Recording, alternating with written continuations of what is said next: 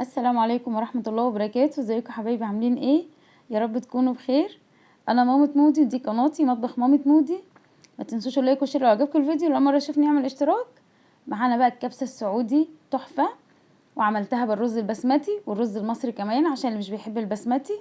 حاجة كده تحفة من الاخر. تعالوا نشوف هنعملها ازاي. بسم الله الرحمن الرحيم. الاول هنجيب زبدة. انا بحب السمنة البلدي تكون زبدة وعليها كام معلقة زيت، واسخنها طبعا جامد. وبعد كده اكون مقطعه اللحمه بتاعتي كده، بس اللحمه بتاعتك تكوني عارفه ان هي قطعيه كويسه. تمام. ببدا بقى انزل بيها في الزيت كده، في السمنه او الزيت اللي عندك. ما بقلبهاش غير لما احس ان هي تبدا تاخد لون من تحت، تبدا تلون كده زي ما انتم شايفين. وابدا بقى ايه اقلب فيها، مش بحط لها اي حاجه، بس بجد تحفه وطعمها كان خطير حلو قوي.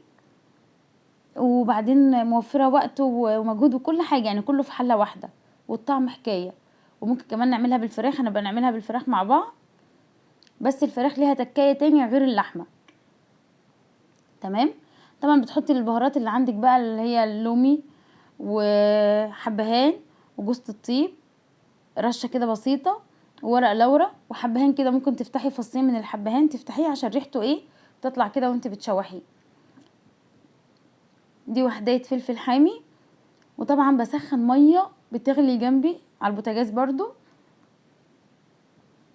هتبدا كلها بقى تلون كده وتاخد لون حلو. اكون مجهزه بصل مكعبات زي ما انتم شايفينه كده، وانزل بيه عليها على اللحمه. تمام. واديله بقى تشويحه مع اللحمه كده، كرمله مع اللحمه مع رشه سكر فظيعه، بيكرمل كرمله خطيره. تمام. رشه السكر دي بتديله حاجه تحفه، تيست خطير، وكمان بتسرع في تسويه اللحمه. انا اولا دي لحمه كانت حلوه قوي، كانت قطعيه حلوه فاستوت بسرعه، ما خدتش وقت على النار.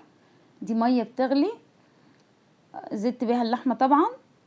لو في اي ريم كده بسيط تشيليه. وعندنا بقى ايه عند العطار، بهارات كبسه، بجد طعمها تحفه وبتغنيك عن كل البهارات. ما لقيتيش بهارات كبسه، تحطي بقى بهارات لحمه 7 بهارات، معلقه كركم، كل البهارات، جوز الطيب، حبه قرفه. البهارات دي هكتبها لكم برضو في صندوق الوصف لو ما جبتيش بهارات الكبسه.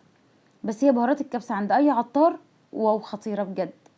طبعا هعمل رز بسمتي ورز مصري، فانا ايه اللحمه كمان كانت كتيره في حله واحده دي، فانا هقسم اللحمه على حلتين. بس الرز المصري هعمله حله اصغر شويه بالشوربه، يعني قسمت الشوربه باللحمه.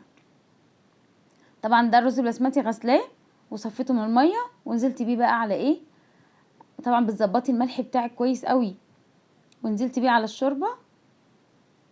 حابه تشوحي الرز شويه في الاول تمام، بس انا عامله معاكم الرز البسمتي وهو متشوح قبل كده في كام فيديو قبل كده. دي بقى الرز المصري بتاعنا، برضو غسلت الرز وصفيته كويس. بس الرز المصري بتاعنا بقى ضفت له معلقه زبده. بجد كانوا خطار، الاتنين كانوا احلى من بعض. بس انا عندي فيه ولد من الولاد ما بيحبش الرز البسمتي، فعملت له اللي هو الرز المصري. والكبسه خلي بالكم برضو بالرز المصري بتبقى خطيره برضو، ومع الفراخ الرز المصري بيبقى تحفه. بس في تكايه في الفراخ وفي الرز بتاع الفراخ هقول لكم عليها لما نعملها مع بعض. كده بدات تستوي. شايفين ده الرز البسمتي بجد كان تحفه. وده الصراحه رز هندي بجد خطير. شايفين اللحمه عامله ازاي، وبجد دايبه دايبه كده، ما خدتش وقت. كله في حله واحده.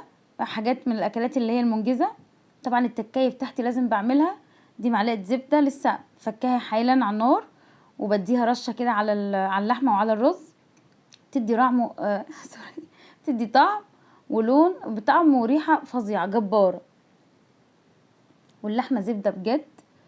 وده بقى الرز المصري، شايفين نفس لون البسمتي بس بيبقى اطرى من البسمتي كده سنه.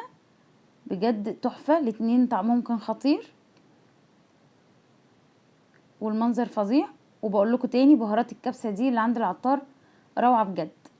اللي مش هيعرف يجيب بهارات الكبسه هقول لك على البهارات برضو اللي هتحطيها وهتطلع لك طعمها تحفه برضو. دي طبعا برضو سمنه البلدي، هنضيفها كمان على الطبق التاني. بجد بتخلي ليها طعم وريحة جبارة بجد. جربوا الطريقة دي بجد هتعجبكم قوي، حلوة وبجد فعلا سريعة بجد. شايفين اللحمة عاملة ازاي دايبة، كانت جبارة. والكبسة بجد طعم تحفة.